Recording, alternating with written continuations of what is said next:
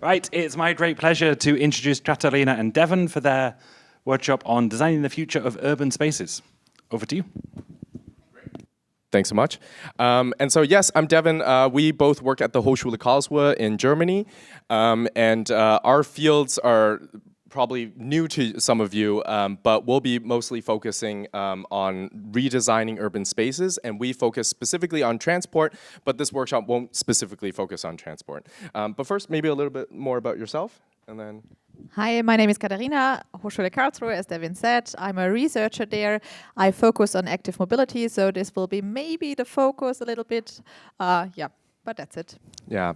From my side, I have a bit of a background in city planning and transportation engineering, but neither of us have any experience with AI, which is why this is going to be a very interesting experiment in a way, because this is also the first time that we've presented this. And so I think the theme of this whole presentation will be that we will be experimenting and kind of understanding first what living laboratories are and what AI-driven visualization can bring to us. But first, we'll have the obligatory Menti. We'll have 2 of these, so get your phones out, get your laptops out, and please answer just some introductory questions.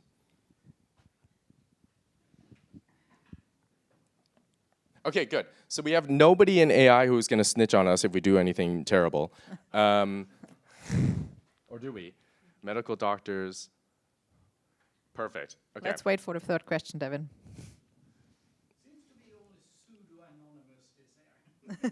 That's true. It doesn't, yeah, there's no real data security here or data protection. I guess I'll move on to the next one. What are your expectations for today? Not for today, actually, just for this session. What does the title say to you? What do you expect to gain from a workshop where we're dealing with urban space and AI visualization?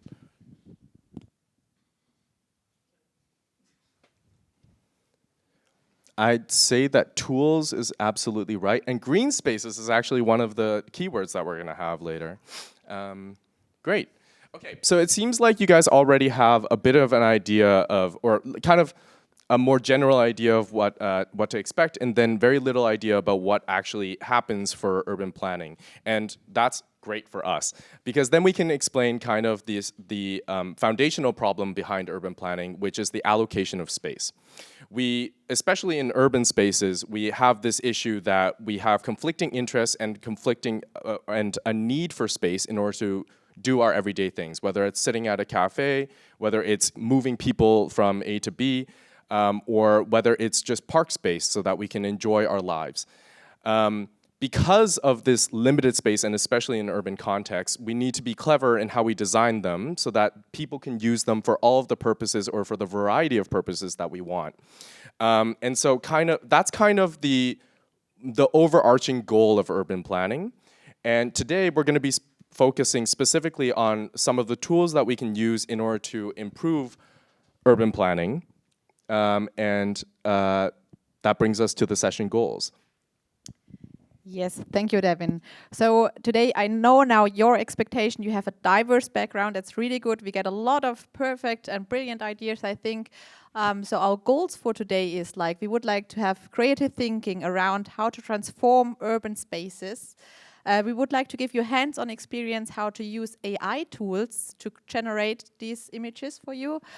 I would like to give you an understanding what is a living lab and how it can help in urban space design. And of course, at least the critical evaluation. Maybe I take... Sure, yeah, you take the pointer. This one. Yes, so of course, this is a lot of work actually to do. And we have a lecture on public participation in a whole course actually, which we teach. And it takes a whole semester to understand all the principles. But today, you are my students and we do this in a nutshell. Really, really short. So, to redesign urban spaces, it takes a lot of input. Like Devin already said, we come from our urban planner perspective, we are engineers. We would like to redesign urban spaces. But it's really hard. We just do it and then we get a lot of complaints. Everyone is complaining all the time. No one is ever happy with our designs. So public participation in urban planning is really, really important nowadays. We need a lot of feedbacks that we know exactly what the people want. and we want to increase the acceptance of our urban projects. So this is really an important point today. Okay, so we have done the public. We want to have all the ideas, to have it like transparent. We want to have like feedback on everything. But then we have so many different opinions. Imagine we have stakeholders, we have car owners, we have cyclists, we have shop owners. We have all these different perspectives, how to redesign a public space. And then how to bring all of them together. It's really hard for us as urban planners. So one idea is to implement small, tangible solutions called living labs in urban planning. So we try and test solutions in a short amount of time to see if it works or not, and to engage the public and see and get their opinion on what we did actually. So together with our stakeholders, our public, we try to implement living labs which suits their needs. And before I now explain a lot more about living labs, I would just like to show you what we did with our research, with our students, with our city authorities in different countries, that you understand the concept of living labs a little bit better. So we come from Karlsruhe, and we had a talk about like our small streets. There's a speed limit of 30 kilometers per hour. But normally the car driver is not sticking to the 30 kilometers per hour. So of course we have a lot of complaints about that.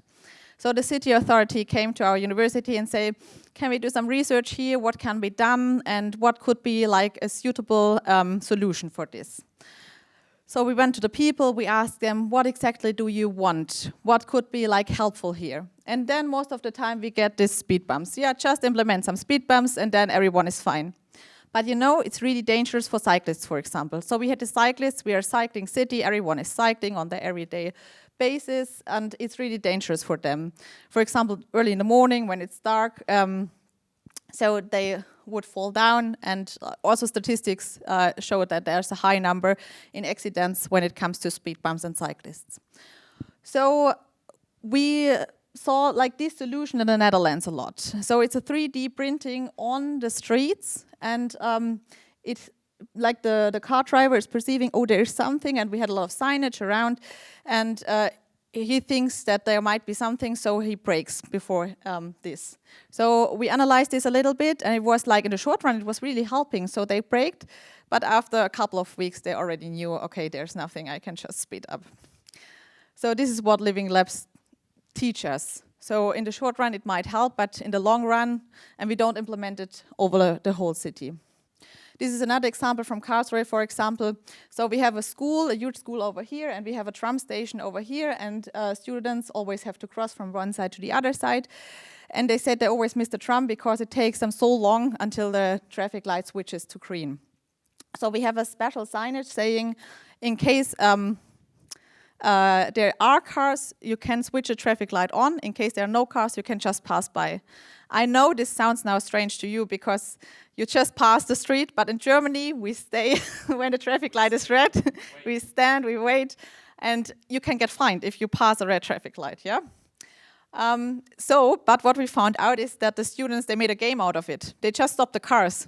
So it was a complaint from the cars. Yeah, we get always stopped, and it's not helpful. They are not passing when we are not there. They are just standing there and stopping us. So you see things which you just find out when you have it evaluated in the end. This is like a living lab which we did in Kampala. So in these huge cities in Africa, they still have the problem that they don't have provision for active mobility, for pedestrians, for cyclists. They build their streets for cars.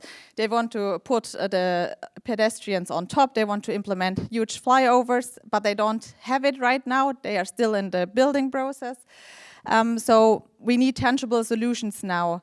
So we campaign right now that we want to roll out a red carpet for pedestrians. This is actually a zebra crossing. And they don't behave on zebra crossing normally, the cars, so we campaign for red carpets for pedestrians, and this could be also like a solution. We are right now testing it. I'm not sure if it works in the long run, but let's see. Another solution from Africa, that's Mekele in Ethiopia. There we redesigned a whole street here. And it's actually a market square around. So there was parking, a lot of parking before. It was a two-way street before. So we made it a one-way street. We implemented cycling infrastructure, the green one here. And in the evening, normally, the market people come out and block the walkways here. But we pushed the market owners to this side. And this should improve, actually, the quality. So this was a 3-year project. We engaged so many people. We engaged the local TVs. We engaged radio. We engaged the market owners, everyone. And in the end, they shut it down after 2 weeks because they said it's really useless, because all the tuk-tuks were not able to move from both sides. The market owners actually liked it, but in the end, it's the car owners and the tuk-tuk owners who won the fight. Yeah, so just for you to have an idea how it works with living labs and how important public participation is in these processes, that we engage all the stakeholders at each step. Yeah, okay, that was really in a nutshell. I know it was really, really short, but we are limited in time, so I would like to come to my first activity. I would like you to group up, maybe a group of 3 to 4 people, let's say, and to brainstorm and discuss what would be a really good urban space for you. And you have to think, you could be a car owner, you could be a cyclist, you could be a shop owner. Just think of all these perspectives. And an urban space could be anything, a bus stop, a pedestrian zone, a normal street. You could think what would be a desirable street for you in your group. And then I would like you to ask to list keywords for the streets. The keywords are really important for our next activity. So this would be now 10 minutes. Please group up. And we'll walk around.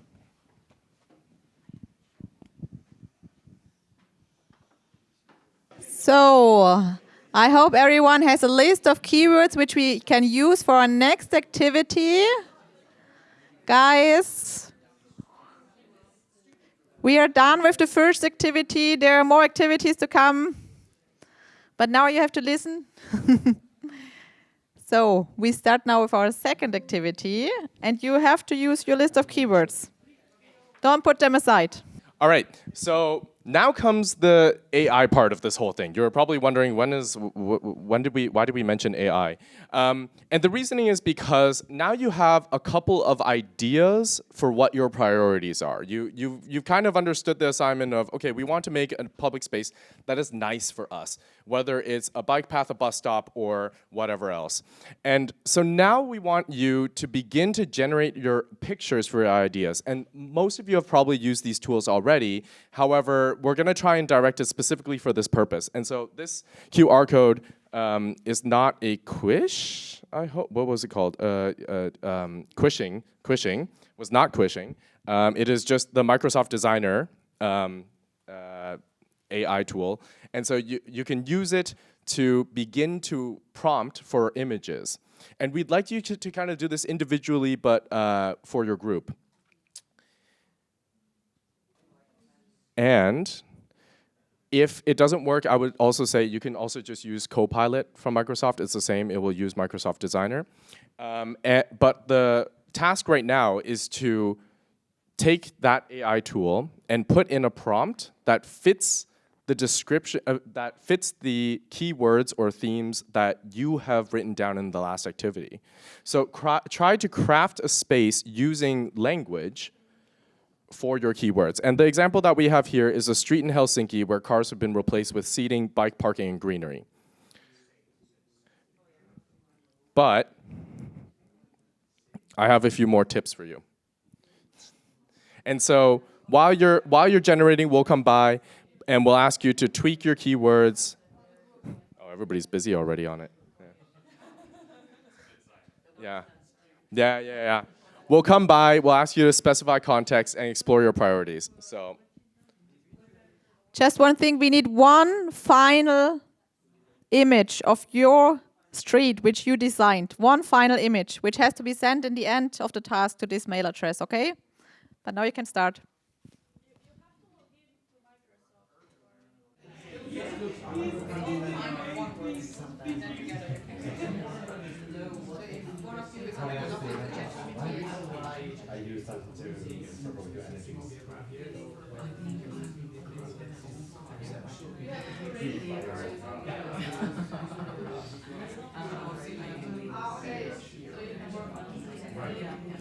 So now we'd like you to kind of go through and make this better.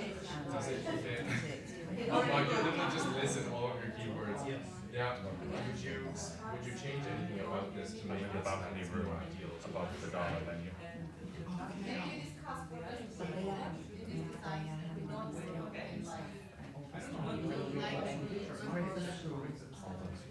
Because then it's not, then of course there are people. That's a good idea.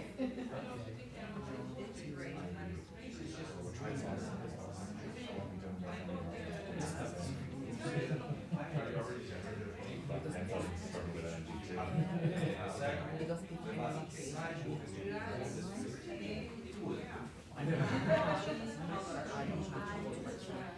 might be there.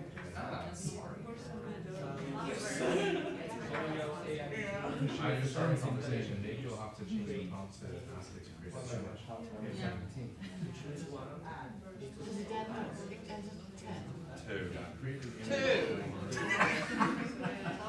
You have to be dancing all night as well.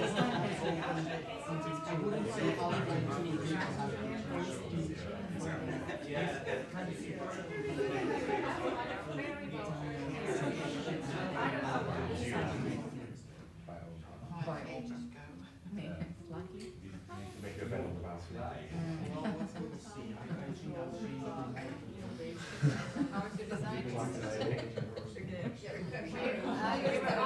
That was fun.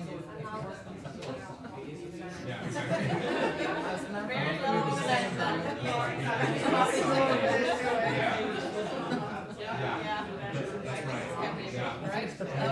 You're the only one in Finland that makes a lot more sense.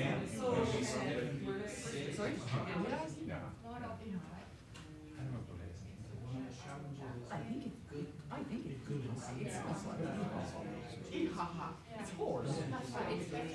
Okay, in the meantime, while Katarina quickly fiddles with the photo, I'd like to call on maybe group number 1. Did you have group number 1 or 2?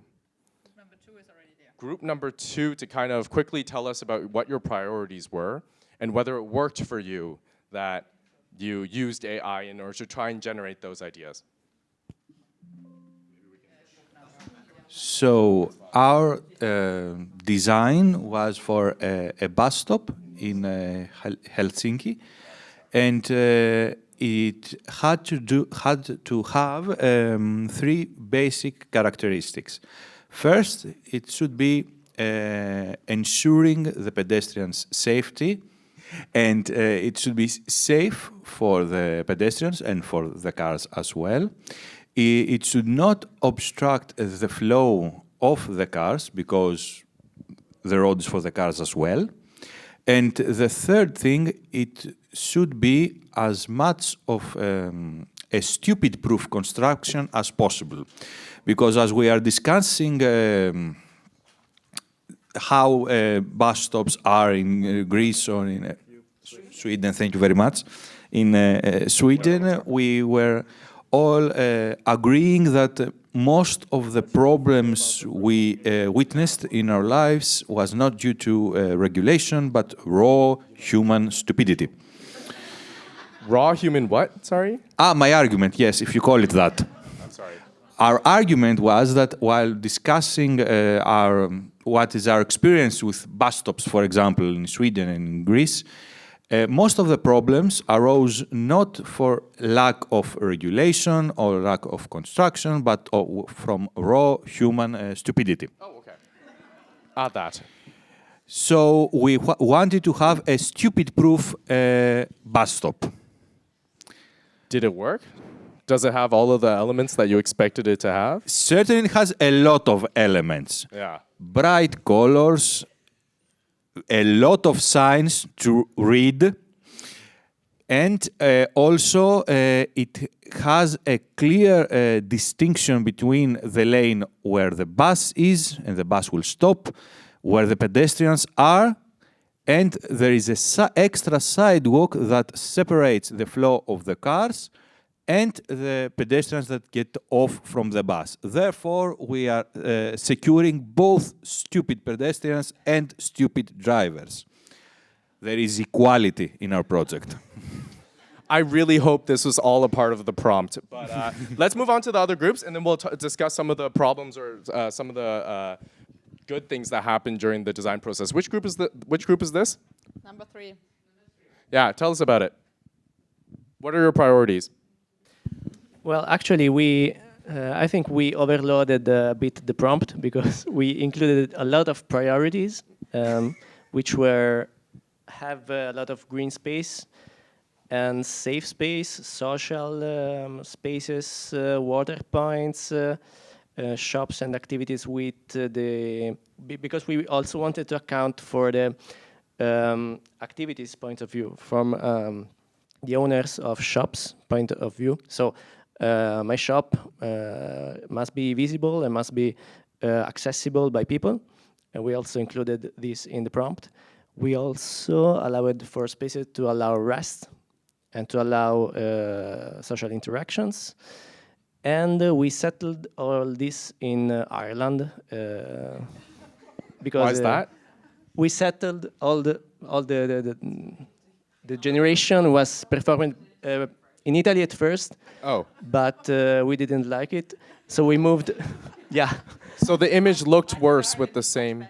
Sorry. So the same prompt worked worse in Italy than in Ireland. A bit worse because in Italy, he probably associated the green spaces in urban environments with Milan. Oh. And Milan, it's full of skyscrapers. Right. So you don't reach the point that we were searching for. And finally, this was a good compromise. We also generated a parallel image of the university district and of the ghetto district of the same city through ChatGPT. But we didn't send you these images. Wonderful. Okay, cool. I love that you included so many different priorities. You're already speaking like an urban planner, which kind of nullifies my degree. I really don't need it anymore. Let's take a look at group number, which is this? One. Group number 1. Let's zoom in a little bit. All right, group number 1. Tell us about what happened. We were requesting about a picture of a busy city in Bulgaria, and we had quite a few possible steps, scenarios, and ChatGPT was not so cooperative with us, so we were asking about empathy between pedestrians and car drivers, and also very controlled environment. And this is the best we could get. And you can see the zebraways are only reaching the halfway. So maybe you have a lot of empathy because you have to stand in the middle of the street. I think maybe the empathy is that the car is turning away from the pedestrian here, and that is really valuable. What is the... In the middle. In the chat? Oh, yeah, that's... But I thought... Maybe it's because we put in Bulgaria, I don't know. Yeah. Wonderful, okay, great. Thanks. And then we have a 4th group. We'll talk about some problems soon. Yeah, that's all right. Tell us about your image. It was to design a pathway or a road up to a university campus. Okay. So safety was priority for students cycling, to have a cycle path and also make it pretty with trees and flowers, and to have maybe a coffee shop on the way and somewhere you could sit down as well for socializing. Were there elements to it that were surprising or innovative? Or something that you didn't expect to see? Well, it came back with questions after our initial prompt, asking what type of architecture would you like? So we put in a modern architecture. Right. And then asked, do you want any other features? And we had added the benches. Because I had forgotten to put those in originally. Was there anything else? I think the priority was safety, that students felt safe cycling up to the campus. And so you didn't specifically put in, we want benches, but it generated them anyway. It generated a question asking Oh. come back, would you like benches? Did you not get an image? Yeah, we got an image, but then it updated it. So it updated, it gave okay. suggestions back, and then it updated each image. So it gave 3 images in total. Gotcha. Okay. Yeah. Then let me ask some of the other groups who showed us some of their photos. Was there anything about the designs that you didn't specifically put in, but surprised you, and you thought, oh, okay, I could use that in my street?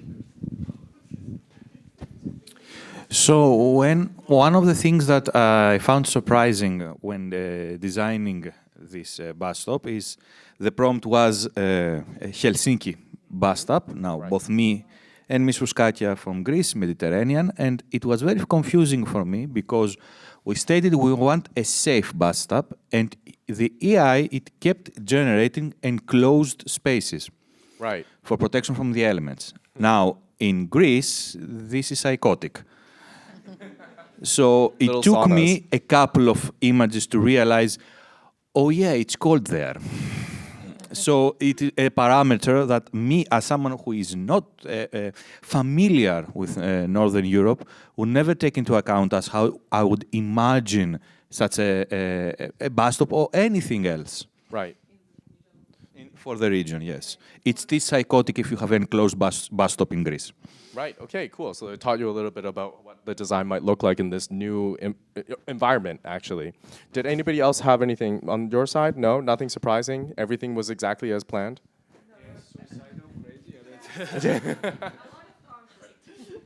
Yeah, it was pretty authentic actually, and it was not intentional. We just wrote, we want something in Sofia, Bulgaria, and of course all the other keywords that we had, like innovation, control, empathy. Right. You didn't see a lot of empathy in there, but No. there was.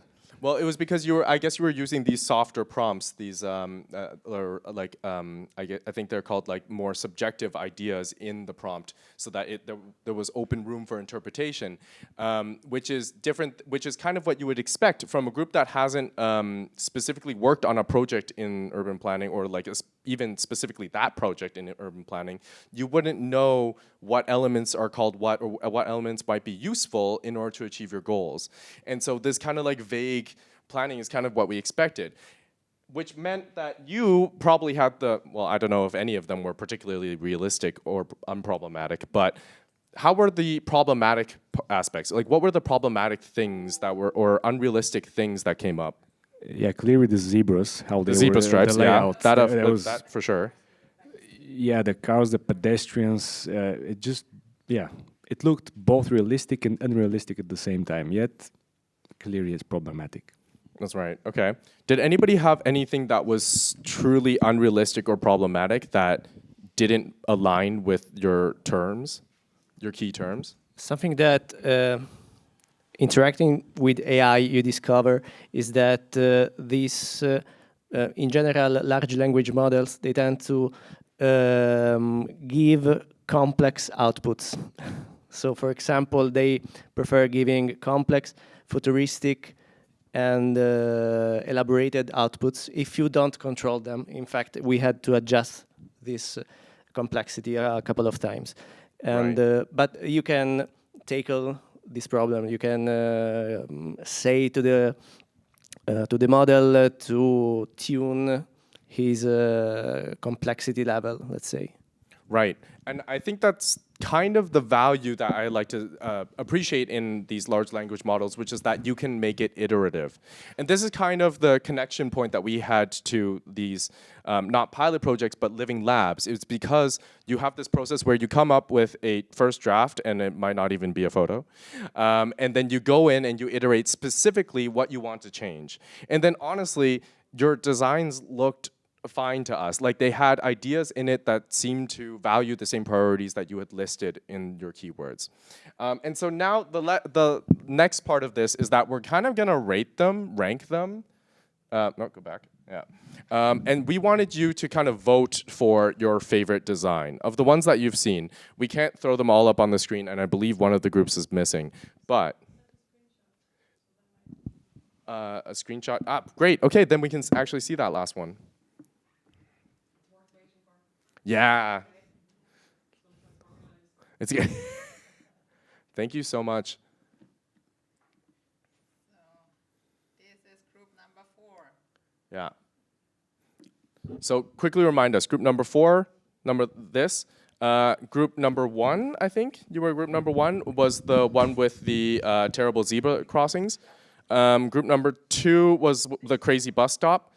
And group number 3 was the, I forgot what, was the lovely church plaza. Oh, okay. Yeah. Church Plaza. Okay. What do you think was the best?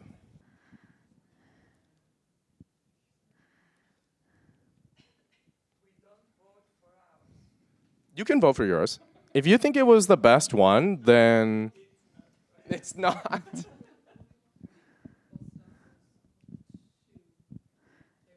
Bus stop was number 2. Bus Group stop was number 2. 2. Yeah. Number 1 was crazy zebra crossing. Number 2 was bus stop. Number 3 was the greenery. 4th group, biking lanes.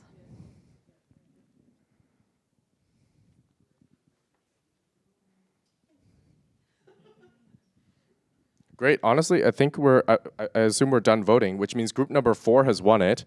With the, can we go back to number 4 and see really quickly? Congratulations. We wanted to give you these little gifts. We have like these cycling bottle openers. Are you only 3? It fits actually perfect to your design because you designed biking lanes and you get now little bicycle. Yeah, they're little bottle openers if you can figure out how they work. Great. Okay, then if you go to the last slide, please. There you go. Thank you. We wanted to wrap up with a few more questions for you. And this is kind of a very open reflection and, or not really evaluation session, but reflection session. Did your group iterate on previous designs? And maybe we'll do this all through a show of hands. Did your group iterate on previous designs, or did you create fully new prompts to create a different streetscape? So who iterated on what they had previously done? They were like, take this image and do new. Okay, got it. The ones who won. Yeah, and the losers. Was the generated content diverse enough for you to evoke different or competing ideas that came up in your brainstorming? Did you find that it balanced these different priorities that you had? Well, it did. It took what we said as literary as it could possibly be perceived. So, yes, it was, it kept on, we were realizing, okay, yes, we had these prompts, it followed them to the letter, now the bus stop is too big. Okay. So you have to get, we had to reiterate again and again how it looked, because it was, how can I say, it was honest with what prompts it was given. Right. Therefore, new prompts were constantly needed, because we were seeing, okay, now it's a 2-story building. Something went wrong. Yeah, something has to be revised. Yeah, and so you do have to end up being very specific, and it is quite a bit of work. But then I guess onto the next piece about using AI tools for participation in your field in teaching. We've seen kind of today that in a field that you're not in, you've been able to demonstrate your ideas to us, or to the entire group, with totally different priorities. Some of you did bus stops, some of you did parks, some of you did like plazas, and it kind of worked. Do you think that you could use generative imagery in your fields in order to evoke participation? Are there fields that require participation? So, from one hand, yes, of course, AI is extremely powerful. It can be used as an excellent conversation piece, and yes, we are using it right now, I believe, in our all fields of research. We know who we are, we know that very specific paragraph, the proposal we made, that was really boring to write, and ChatGPT helped. We all know that feeling. Yeah. But when it comes to teaching, I believe things change a bit, because it's not a question of if you would like to apply AI tools in your teaching. AI tools is already here. That's right. Even if you don't incorporate AI tools in your assignments or in how you teach your lesson, your student is going to use AI. So we have to accept this reality. The time for saying AI is not for us, we will not use it, has passed. And focus on how we can help our students be responsible in its use. So I don't think we have the luxury of the question anymore of if we're going to use AI in our teaching. It's about how we're going to use it right now in 2025. Yeah.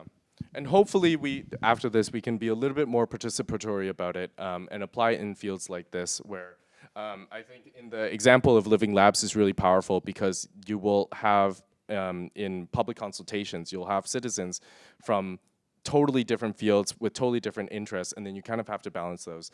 Unless you're in a very monogamous sub-society. I'm going to skip over the question number 4 and then kind of ask you again, and this is an answer question, not a vote question. What should be improved or changed in order for you to apply AI in real life, in your field?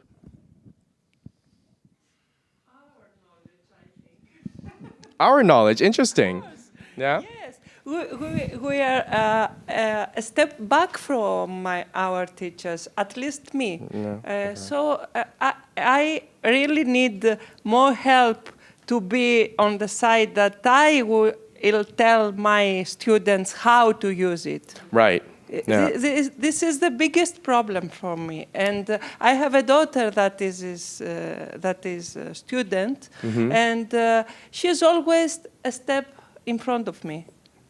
I cannot follow her around this field.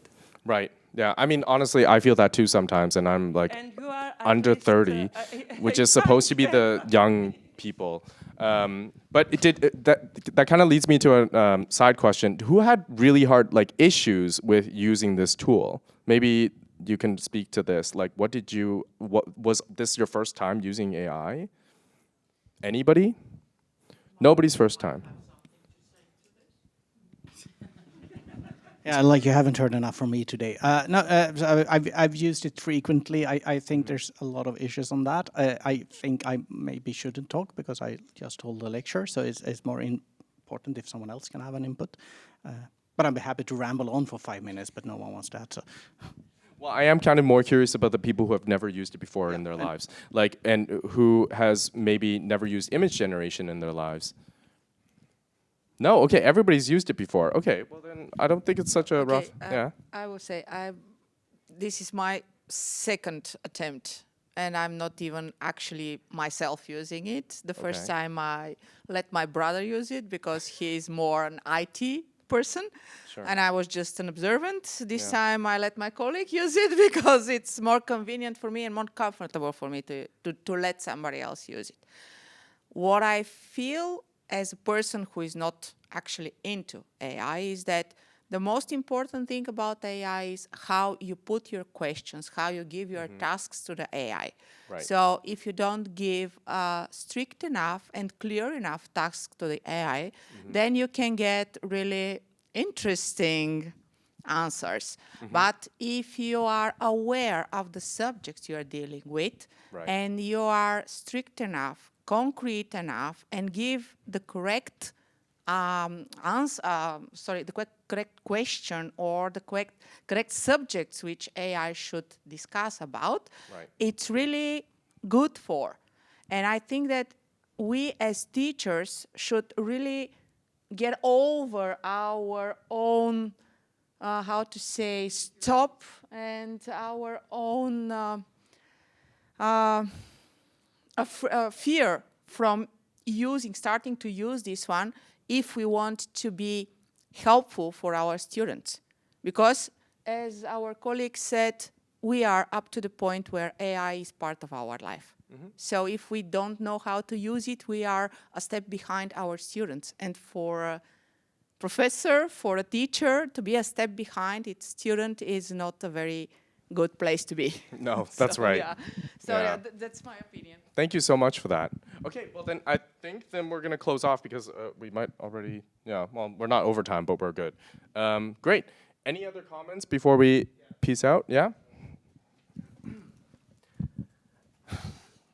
So just a small observation about what is AI, because what we use it here now, they are large language models, which is generative AI. And to understand what these models do, it's important to understand what is prediction and what is machine learning before. Okay. I mean, I don't know if any of you ever used regression models. Regression is machine learning. So regression, it is. And regression is a sub-technique of artificial intelligence. When we use generative AI, such as large action models or large language models, we are using a system that actually use hidden weights to evaluate latent features and extract predictions. While when we use regression models, for example, we are aware of which are the features. So if you want to understand large language models, try first understanding regression. This is my suggestion. Because it's the first, I teach also statistical methods in my classes. And the first step towards complex models is understanding simpler models. The most simple example of artificial intelligence is linear regression. Simple linear regression. So if we understand what is prediction in the field of regression, if we are able to use a classifier, then we can move into understanding large language models. I'm not implying that someone without a technical background should not use these models, but should use these models taking into account that he or she will not know how it works. Absolutely. I think that's kind of the goal of, or the use case that we have here is a bunch of people that don't have this background knowledge. I would, however, argue that simple linear regression doesn't fall under machine learning because it has an absence of hyperparameters. Without that, you're not machine learning. You're doing statistical regression, I believe. So, or maybe that's wrong. Yeah. Yeah. Okay, fair. Okay, there we go. Yeah, okay, thank you. I think that with the activity, it's about being able to apply without that background information, and that it could be useful for you to achieve iterative, like this iterative process on a design without having to learn how to draw or without having to learn any of the elements that you might want to apply in an urban environment. If I may offer a comment, now I have absolutely no idea about machine learning. I cannot even format my own PC. So, but by observing your application, what I was keep on thinking about was basically what you are trying to do. If we are imagining that you want to reconstruct the street outside the university, you go to the community, and maybe you have this activity with the community, the average person in this community that he or she would like to give feedback. The main thing you are working on is not how they imagine the road, but their identity. So if you gather in a room a bunch of academics and two people that are on the near supermarket, the academics already have the identity that says, of course somebody wants to know my opinion. Everybody wants to know my opinion. I'm an academic. The person from the supermarket does not have this viewpoint. It's surreal to him or her for someone to ask their opinion on a technical issue like how would you like the street to look like. Why this workshop we just had, you create this identity, like don't voice your opinion. You don't have to be specific or technical. The AI will create some kind of image. but your voice will be heard. We're going to hear it. We're going to offer constructive feedback on your idea. So when the time comes to speak, to converse about practical issues on how your city should look like, they are going to speak up. So I think this is the main and a very important advantage of the workshop you presented us today, and in the way you used AI, which is the building an identity of the average person in the city you are trying to improve. I couldn't have said that better myself. Thank you so much. I think we'll use that for the closing then. Thank you for that. Great. Okay. Well then, thank you so much for your time, and I guess we'll have a little bit of a break before the next. Yep. Yeah. Yeah. Great. Thanks so much.